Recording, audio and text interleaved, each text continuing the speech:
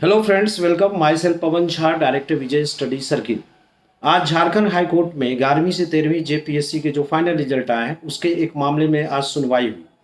यह सुनवाई एक चुनौती दी गई थी स्पोर्ट्स कोटा को लेकर के, जिसमें प्रार्थी का ये कहना था कि 4 सीटें स्पोर्ट्स कोटा से निर्धारित थी और जो ये फाइनल रिजल्ट आया 11वीं से 13वीं के लिए उसमें एक भी सीट स्पोर्ट्स कोटा को नहीं दी गई। इस पर जो जज हैं, जज साहब ने सुनवाई करते हुए राज्य सरकार को आदेश दिया है कि 4 सीटें जो है सुरक्षित रखी जाए स्पोर्ट्स कोटा के लिए। हालांकि ये फाइनल जजमेंट नहीं है और इसमें सरकार और जेपीसी को अपना पक्ष रखने के लिए कहा है, लेकिन ये आदेश दिया है कि ये 4 सीटें भी रिजर्व रखी जाएं। हो सकता है कि अगर जजमेंट प्रार्थी के पक्ष में आए तो ये 4 सीटें जो हैं वो स्पोर्ट्स कोटा के अभ्यर्थियों को दी जाएगी। यहाँ पर यह भी महत्वपूर्ण है कि इससे पहले एक अन्य सुनवाई हुई थी जो चैलेंज किया गया था कि दिव्यांग कोटे के जो है स्टूडेंट्स का सिलेक्शन 5 सीटों पर नहीं दिया गया है।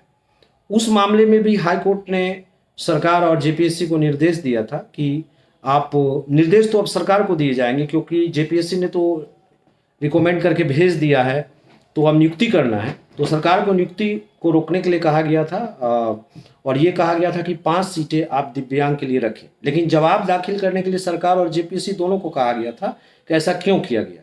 तो ये दोनों मामले को मिला दिया जाए तो कुल 9 सीटें ऐसी हैं जिस पर कि कहा गया है कि नियुक्ति नहीं हो। यहाँ यह महत्वपूर्ण है कि ये 9 सीटें कौन होंगी। अगर ये 9 सीटों पर आपका फाइनल जजमेंट आता है कि भाई इनको कोटा को दे दिया जाए, तो वो 9 स्टूडेंट्स कौन हैं जो बाहर होंगे।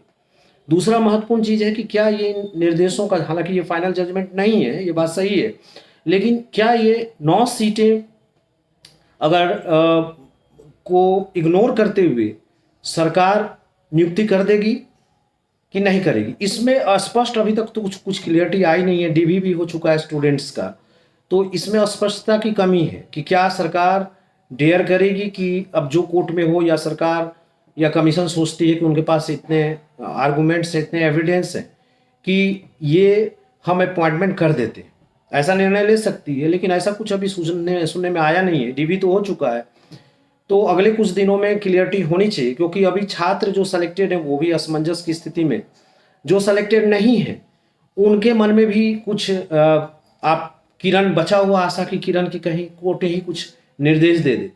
जो सेलेक्टेड है उसमें से लगता है कि कौन 9 बाहर होंगे ये भी क्लियर नहीं है। सभी के मन में एक भय है कि कहीं हम ही तो बाहर नहीं हो जाएंगे। यहाँ यह भी महत्वपूर्ण है कि 25 सितंबर यानी कल को एक और भी सुनवाई है जिसमें कि चुनौती दी गई है।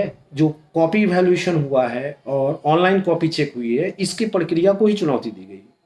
अब ये भी देखना होगा कि कल हाई कोर्ट का इस संबंध में क्या कोई सुनवाई होती है और क्या कोई निर्देश आता है या कोई निर्णय आता है। तो कुल मिलाकर स्थिति अभी अस्पष्ट है। उम्मीद करते हैं कि अगले कुछ दिनों में ये क्लियरिटी हो जाएगी और मामला चूंकि सब जुडाइस है, इसलिए कुछ निष्कर्ष के रूप में कहा भी नहीं जा सकता है। तो बस मैं इतना ही कहूँगा कि सभी छात्र थोड़ा वेट करें और देखें कि अंतिम निर्णय क्या आता है। Thank you.